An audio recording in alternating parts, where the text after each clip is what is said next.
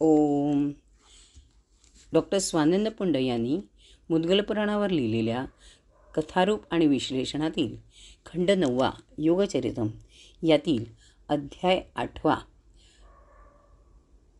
मुद्गलदक्ष संवादे युगामृतार्थशास्त्रे चित्तभूमी अज्ञानीनां क्रमयोग वर्णनम या अध्यायाचं आता मी वाचन करणार आहे. हा आहे योगगीतेचा 5वा भाग. श्री दक्ष म्हणतात, हे मुनिसत्तमा, चित्त हे अत्यंत चंचल असून विषयात परायण असते. ग्रहण करण्यास अत्यंत कठीण असलेले शांतीसंयुक्त होत नाही. तेव्हा हे प्रभो, चित्ताच्या जयार्थ योगाच्या प्राप्तीकरता सुगम उपाय सांगावा. श्री मुद्गलाचार्य म्हणतात, पंचविध चित्तामध्ये ब्रह्माने स्थित वाटून कार्य करीत असते त्या बिंबरूप वाटणाऱ्या ज्याला चिंतामणी म्हटले जाते त्याचे भजन कर. हे वीरपुत्रा, त्यानेच योगी चित्तास जिंकू शकतो. चित्त विजयाशिवाय योगदायक अन्य उपाय मी पाहतच नाही, यात संशयच नाही. श्री दक्ष म्हणतात, सगळ्या जीवांना ब्रह्मदायक असा सुगम मार्ग सांगा की ज्याच्या सेवनाने सर्व ब्रह्मभूत होऊ शकते. श्री मुद्गलाचार्य म्हणतात, अज्ञानाने संपन्न झालेला नर विषय लंपट होतो. शिष्णोदरपर होऊन कधीही योगाची इच्छा करीत नाही. त्याच्या सकाम कर्मांनाच परमसुखदायी समजत मिळण्यास अशक्य बाबींचा लोभपूर्वक हृदयात आचरण करीत राहतो. अभिलाषा बाळगत राहतो. लोभाने देखील अलभ्याचा लाभ होतच नाही असे कळल्यावर त्याचा त्याग करून सत्कर्मरत होऊन निरंतर पुण्य करीत राहतो. त्यानंतर त्या एक भावनेने सत्कर्मतत्वाने पापांचा निरंतर नाश होतो. शुद्ध हृदय झालेला तो नर कामयुक्त पुण्यकर्मे करीत राहतो. त्याद्वारे अलभ्याची प्राप्ती झाली तर आनंदात सत्कर्मांच्या फळाविषयी विश्वासाने युक्त होऊन विशेषत्वाने कर्मे करीत राहतो. अथवा अलभ्याची प्राप्ती झाली नाही तर त्यावेळी अधिकच जोरकसपणे सत्कर्मे करीत राहतो. अधिक पुण्याने ते निश्चित मिळेल या भूमिकेतून पुण्याची मात्रा वाढवू पाहतो. स्वतःलाच समजावतो की अनेक जन्मांपासून तू अपार पापे केली आहेस, त्यांच्या विनाशार्थ वेळ तर लागणारच ना. अशा विचारांनी कर्मात दुःखानेच रत झालेला तो या विचारांच्या पाठबळाने पापनाशार्थ आनंदाने कर्मरत होतो. त्यामुळे तो शुद्धांतरात्मा होतो. हे दक्षा, सत्कामिक अशा त्याची बुद्धी विविध सत्कर्माच्या द्वारे निष्कामिक होत जाते. विविध जन्मात जन्ममृत्यूदायी अनेक भोगांचे भोग घेतले तरी अशा देहधारीला अपार सुखदायी ब्रह्माची प्राप्ती होत नाही. प्रारब्धामुळे मला अलभ्याची ब्रह्माची प्राप्ती झाली नाही. प्रारब्धाला कोण बदलवू शकणार? अशा भूमिकेतून तो विचार करतो की आता मी कामनारहित कार्य करीन, त्यामुळे जन्ममृत्यूरहित होईन यात संशय नाही. अपार असे ब्रह्मसुख मिळवून ब्रह्मपरायण असा मी ब्रह्मीभूत होण्यासाठीच प्रयत्न करीन. अशी धारणा करून कामनाप्रदायक 5 देवतांना सोडून तो मुक्तिमार्गपरायण मुख्य देवतारूप श्री गणेशांचे आराधन करतो. नित्य आदरपूर्वक सालोक्यादी आनंदाची इच्छा करतो. शास्त्रात 4 प्रकारच्या मुक्तींचे वर्णन केले आहे. सलोक, सामिप्य, स्वरूप, सायुज्य असे त्यांचे वर्णन आहे. त्यापैकी सलोक मुक्ती म्हणजे भगवंतांच्या स्वानंद लोकात निवास, ही प्रथमावस्था आहे. मग सामिप्य म्हणजे अधिक जवळ असणे, स्वरूप म्हणजे श्रींच्या रूपासमान रूप लाभणे आणि सायुज्य अर्थात त्या स्वरूपात पूर्णता विलीन होणे असा क्रमविकास असतो. मानव त्यावेळी क्रमाने तपःप्रभावामुळे श्री गणेशार्चनास समर्थ होतो. हे प्रजापते, ब्रह्माच्या विविध विभूती वर्णिले आहेत. त्या ऐश्वर्ययुक्त अवस्थांच्या ठायी विभूतींच्या ठायी त्याचे चित्त रममाण होते. यांच्यात ब्रह्माचेच तेज अंशरूपात धारण केले आहे. आता या सर्व विभूती सत्ताधारी आहे असा विचार करून या रूपातही श्री गणनाथच नटले आहेत या भावनेने त्यांचीही पूजा आरंभितो. हे दक्षा, त्याच्या कृपेने नरोत्तम चित्तशुद्धीस प्राप्त करतो.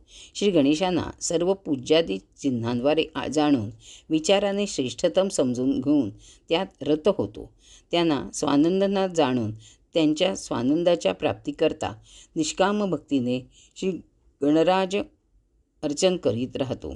अहर्निश मोक्ष भावनेने सर्व वृत्तीने तपाद्वारे त्यांची आराधना करतो. विषयांमध्ये विरक्तता धारण करतो. श्री गणेश कृपेने त्याची परम चित्तशुद्धी होते. त्याने तो सर्व भावाने काया वाचा मने श्री गणराज भजनरत होतो.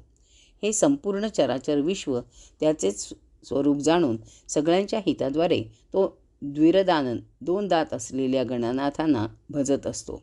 कोणालाही दुःख होणार नाही असे तो वागत राहतो. आर्जवासह सरळ ते सह सगळ्या द्वंद्वभावांनी समन्वित राहतो. द्वंद्वांना सहन करतो.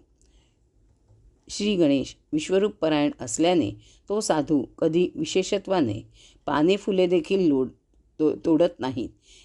एकांतात निर्जन स्थानी बसून विशेषत्वाने ध्यान मार्गाने श्री गणेश पूजन करतो. शमदम पर होऊन चित्तनिग्रह करून अनन्य मनाने काळजीपूर्वक त्या देवाचे गणराज प्रभूंचे भजन करतो. चित्ताला अत्यंत दुर्जय जाणून वायुनिबंधनाने प्राणायामपर होऊन त्यास जिंकावे यात संशयच नाही. या वायुनिरोधाचा उत्तम मार्ग सांगतो, ज्याने पापाचा त्याग करून मानव चित्तशुद्ध होईल. डाव्या नाकपुडीने वायू आत घेऊन पूरक करावा. त्याच्या 4 पट काळापर्यंत स्वतःच्या उदरात नियंत्रितरित्या त्यास धारण करावे. पूरकाच्या दुप्पट वेळ रेचक करावा. मग पुनश्च उजव्या नाकपुडीने पूरक करून कुंभक करावा. डाव्याने रेचक करावा. असा प्राणायाम वारंवार केल्याने बुद्धिमान पापरहित होतो. प्राणायामात पूरक, कुंभक आणि रेचक अशा 3 क्रिया आहेत. पूरक म्हणजे श्वास आत घेणे, कुंभक म्हणजे त्यास उदरात ठेवणे आणि रेचक म्हणजे अन्य नाकपुडीने बाहेर सोडणे. पूरकाचे एक परिमाण ठरवावे. उदाहरणार्थ, एकदा गजानन नाम घेण्याचा काळ, त्याच्या 4 पट काळ तो आता धरून ठेवावा आणि मग 2 वेळा ते नाव घेण्यास लागणाऱ्या काळात हळूहळू तो सोडावा. ही 3री क्रिया अधिक कठीण असते. असे प्रथम डाव्याने पूरक व नंतर उजव्याने पूरक असा प्रकार करावा. असे 3ही काळी सकाळ, दुपार, संध्याकाळी प्राणायाम करावा. हठपूर्वक वारा अधिक अडवू नये. अतिहट्टपूर्वक अडवलेला वायू रोम, शरीरावरील केस छिद्रातून बाहेर पडून अडवणाऱ्यास कुष्ठरोगयुक्त करतो यात संशयच नाही. नाभीमूलात इडा, पिंगला, सुषुम्ना असतात. त्यांचा मार्ग या वायुरोधाने निर्मूल होतो. या नाभीमूलाशी असणारी अपान वायू नेहमी खाली जातो, तर त्यांनी प्रेरित जीवांचा प्राणवायू वर जातो. मार्गरोधन केल्याने, प्राणायामाने वायू धरून ठेवल्याने नाडींमध्ये मार्ग तयार होतो. अर्थात तो वायू इडा आणि पिंगला नाडींच्या मार्गाने नाभीमूलात स्थिर होतो. तेथे 12 लघु अक्षरांपर्यंत, अर्थात त्यांच्या उच्चारास जेवढा काळ लागतो तेवढ्या वेळपर्यंत वायू थांबून ठेवला तर त्यास लघु प्राणायाम म्हणतात. त्याच्यापेक्षा दुप्पट काळ धारण केल्यास त्यास मध्यम प्राणायाम म्हणतात आणि 3 पट म्हणजे 36 अक्षरांच्या काळापर्यंत धरून ठेवल्यास त्यास उत्तमोत्तम प्राणायाम म्हणतात. अशा रीतीने बुद्धिमंतांनी प्राण तथा अपान वायूस आपल्या नाभीमूलाशी ठेवावे. त्या रोधनामुळे ते मूलगामी होतात. अशा रीतीने वायू 1 मुहूर्तपर्यंत, अर्थात सुमारे 48 मिनिटांपर्यंत मूलात स्थित झाले की तेथे असणाऱ्या समानगा नाडीचे भेदन होते. अर्थात वायू तेथे स्थिर होतो. तिला सुषुम्ना असे म्हणतात. तेथे क्रमाने प्राण आणि अपान समानरूप होऊन तिच्यात तद्रूप होतात. त्यावेळी सिद्ध नरोत्तम स्वतः त्रिकालज्ञ होतो. वायुसाधनास पात्र ठरून तेजस्वी होतो. त्यावेळी प्राण अपानावर त्याची स्वाधीनता येते. ते नेतील तिकडे ते दोघे जातात. त्यानंतर ध्यानपर होऊन षटचक्र भेदनारत झालेले ते चक्रस्थ स्वरूपाचे त्या वायूच्या द्वारे जाऊन दर्शन घेतात. अशा रीतीने हे प्रजापती ते योगींद्र 6 चक्रांचे भेदन करून सहस्रारात जातात. तेथे श्री गजाननांचे दर्शन घेतात. तेथे क्रमाने समाधीद्वारे वायूला सुस्थापित करावे. वायूसह परमतत्व श्री विघ्नेश्वरांच्या वायूसह परमतत्व श्री विघ्नेश्वरांना पाहत राहावे. क्रमाने त्या वायूंच्या बलानेच ते योगी शुद्धचित्त होतात. सर्वच भावात सनातन ब्रह्मस्थित असलेले पाहतात. त्यानंतर स्वाधीनतायुक्त होऊन स्वतःच्या तेजाने जे जे इच्छितात ते ते सर्व तात्काळ सफल होते. असे योगी जेव्हा कशाशीही अपेक्षा करीत नाही, त्यावेळी ते योगास प्राप्त होतात. अन्यथा अपेक्षा ठेवल्यास मनात येईल त्याप्रमाणे योगेश्वरी धारण करून भोगयुक्त रीतीने पुनश्च जन्मास येतात. हे प्रजापते, आत्तापर्यंत करण्यासाठी 2 साधने सांगितली. बाह्य कर्मरूप स्वधर्माने निर्माण झालेली तपे इत्यादी. तर अंतर्गत म्हणजे सर्व सिद्धिदायक वायुरोधन, त्या दोन्हींनी नराने चित्ताला स्ववश करावे. बाह्य कर्मरत जीवांपेक्षा अंतर्साधन 1000 पट अधिक वेगवान सिद्धिदायी आहे असे योगींद्र प्रमुखांनी वर्णिले आहे. आता यापुढे 3रे साधन सांगतो, ज्याच्या सेवनाने मानव निश्चितपणे योगींद्र होतो. चित्तशुद्धीच्या कार्यार्थ 2 प्रकारची वर सांगितलेली कार्ये असतात. शुद्ध चित्त झालेला नर मग शाश्वत ब्रह्माचे दर्शन घेतो. सर्वत्र पूर्ण भावाने संस्थित परम अध्यय अवयवरहित ब्रह्माचे दर्शन घेऊन स्वतः तेथे लीन होतो. अंतर्बाह्य स्वरूप क्रियायोग एवढाच फल देणारा सांगितलेला आहे. अन्य साधनांचा उपयोग करावा. योगाचे चिंतन जेथे कुठे रसपूर्ण आसक्त होते तेथे गेलेल्या त्या चित्तास ब्रह्मभावाने ब्रह्मापद स्थिर करण्याकरता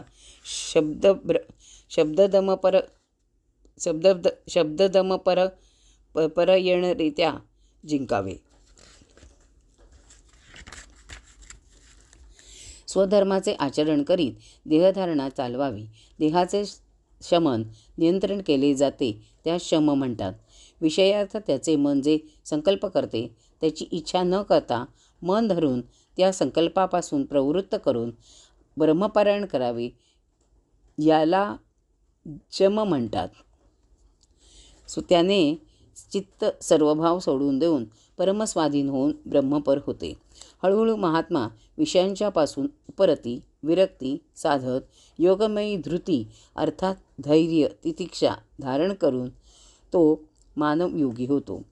यानंतरच्या अवस्थेत द्विविध म्हणजे अंतर्बाह्य कर्ममार्गांचा त्याग करून योगी श्रेष्ठ नित्य ध्यानपर होऊन राहतात. त्या ध्यान मार्गास मी सांगतो.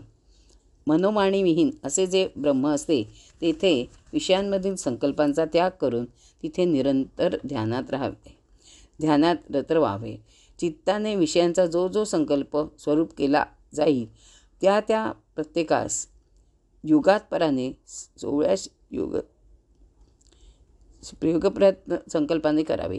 अशा रीतीने मानवाचे चित्त नेहमी स्वाधीन होते. जेव्हा ते धारण करणे शक्य होत नाही तेव्हा बुद्धिमान अन्य आचरण करतात.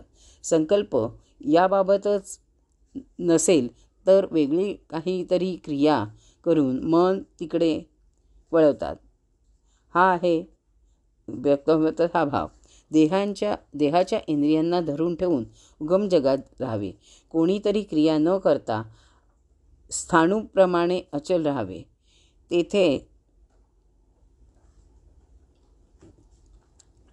तेथे इतरांच्याच इच्छेने जे जल अन्न आदी मिळेल त्यानेच सदैव युक्त होऊन राहावे. स्वतः त्याची आस बाळगू नये.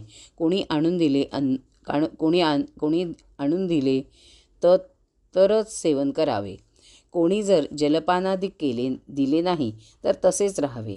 प्रारब्धकारक अशा त्या साधकाने त्यासाठी श्रम करू नये.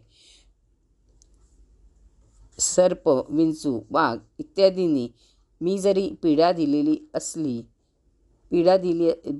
दिली किंवा मानवदिकांनी विविध योगे लिहिलेल्या ती जरी पीडा दिली किंवा मानवदिकांनी विविध योग शारीरिक व निंदारूपी मानसिक पीडा दिली तरी ते जडाप्रमाणे त्या स्थानापासून ढळत नाहीत. देहप्रारब्ध समजून त्यांच्यावर क्रोधही करीत नाहीत. मी पूर्वजन्म केलेली कर्माने यांना प्रेरित केले आहे, त्यामुळे ते मला पीडा देत आहेत, यात त्यांचा दोष नाही असा विचार करून ते स्थिर राहतात. अथवा सात्विक लोकांनी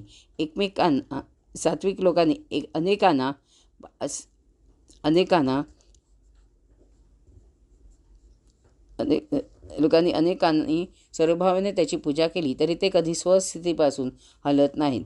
पूर्वजन्मी केलेल्या कर्मानेच त्यांना प्रेरणा दिली आहे.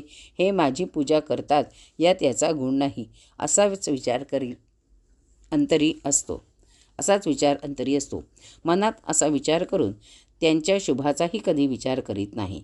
असे द्वंद्व धारण करून त्याने परिणाम न होऊ देता ते महायश नेहमी राहतात.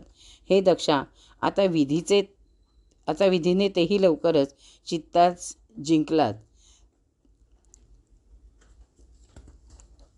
पूर्ण शांतीस प्राप्त करतात, यात संशय नाही. ते ना अन्य काही कर्म करतात ना ध्यानादी करतात. अशा रीतीने शमदलाचा आश्रय घेऊन तो मानव योगी होतो.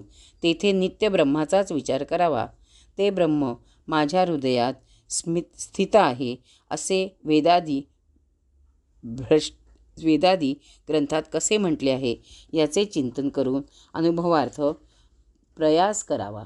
क्रमाने चित्ताच्या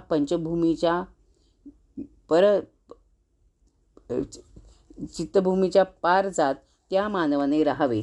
नानाविध ब्रह्म पाहत असतानाही सर्वत्र ब्रह्माचे दर्शन घेत असताना अंती शांतीस प्राप्त व्हावे.